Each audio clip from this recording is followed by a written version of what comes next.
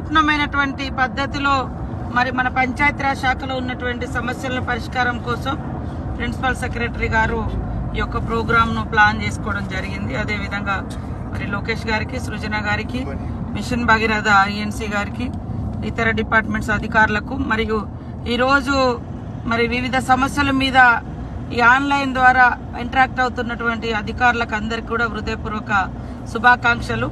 తప్పకుండా ఫిజికల్ గా మీరు రావాలనేది ఏం లేదు. ఖచ్చితంగా ఈ రకంగా కూడా మీరు మీ ఊరు దగ్గర నుంచి, మీ డ్యూటీ ప్లేస్ నుంచి మీరు అంటే మీకుండే డౌట్స్ కానీ మీ సమస్యలు కానీ చెప్తే ఖచ్చితంగా మీకు ఆ పరిష్కారాన్ని సత్వరమే జరుగుతాయి.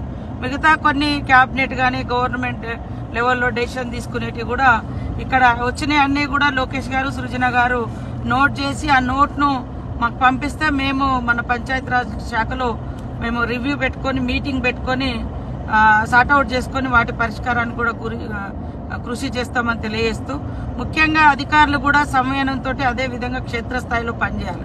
కొంతమంది చేసే మరి ఉద్దేశపూర్వకంగా చేస్తారా లేదా మమ్మల్ని బ్యాడ్ చేయాలని చూస్తారా, మీరు గవర్నమెంట్ బ్యాడ్ అని ఎవరైనా అనుకొని ఉంటే అది వాళ్ళ మూర్ఖత్వం అవుతుంది.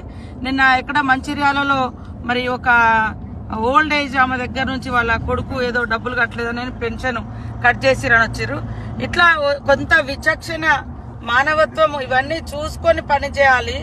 కానీ ఇష్టం వచ్చినట్టుగా చేసి దాన్ని ప్రభుత్వం మీద రుద్దితే ఖచ్చితంగా రిమూవల్ ఫ్రమ్ సర్వీస్ అనేది కూడా ఉంటుంది. సస్పెండ్ కాకుండా సస్పెన్షన్ తో పాటు ఇది కూడా ఉంటుంది. మీరు ఓకే అనుకోకుండా తప్పు దొరికింది లేదా బై మిస్టేక్ లేదా అక్కడక్కడ చిన్న చిన్న మిస్టేక్, కానీ ఉద్దేశపూర్వకంగా చేస్తే మాత్రం ఖచ్చితంగా వాటి పూర్వపరాలు సేకరించి చర్యలు తీసుకుంటాం. మీరు అందరు మా కుటుంబ సభ్యుల్లాగా మేము మీకు ఈ బర్డన్ ఉండొద్దు, ఆఫీస్లో చుట్టూ తిరగొద్దు, మీ టైం వేస్ట్, మీ డబ్బులు దండగా మీరు సమస్యలలో ఉంటారు కాబట్టి మళ్ళీ మేమున్న కాడికల్లా మీరు అవడం ఇబ్బంది అని ఇది పెట్టడం జరిగింది.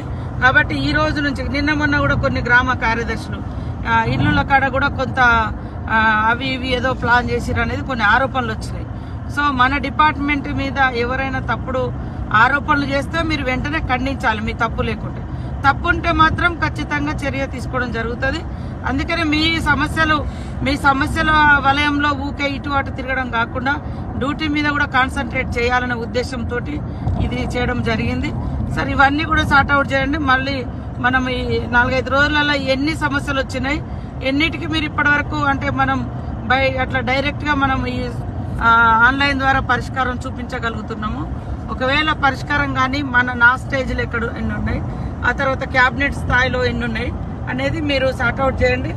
మళ్ళీ మనము ఈ ఫస్ట్ వీక్లో లేదా ఈ 4-5 రోజులలో మనం అందరం కూడా మళ్ళీ హైదరాబాద్లో కూర్చొని వీటిని సార్ట్అవుట్ చేద్దామని తెలియజేస్తూ అందరికీ నమస్కారం. ఓకేనా సార్? ఓకే, వినిపించిందా?